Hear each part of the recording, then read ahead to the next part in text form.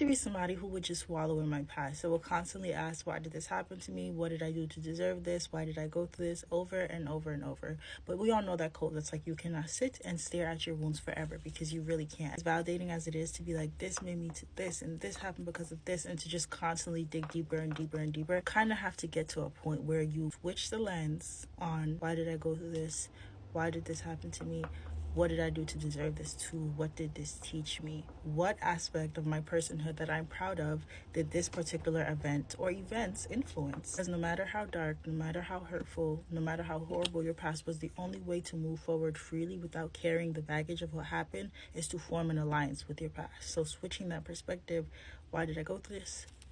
What did I learn? You know how people say no matter how bad, no matter how traumatic my past was, I'm grateful for it because it made me who I am. And it doesn't even have to be the entirety of your identity. It could literally be one aspect. So for me, I would say discernment.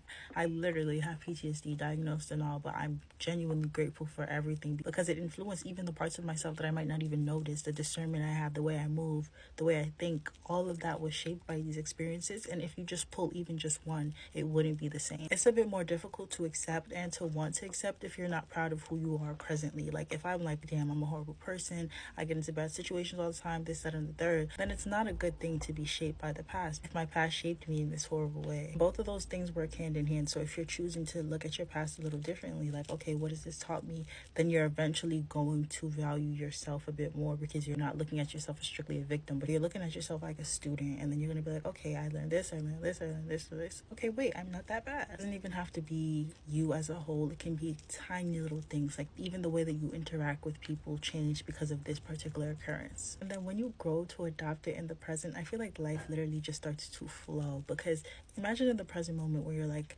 ugh, this is happening to me, I feel so horrible, but you switch your perspective in that moment and you're like, what is this going to give me in the future? What is this teaching me right now?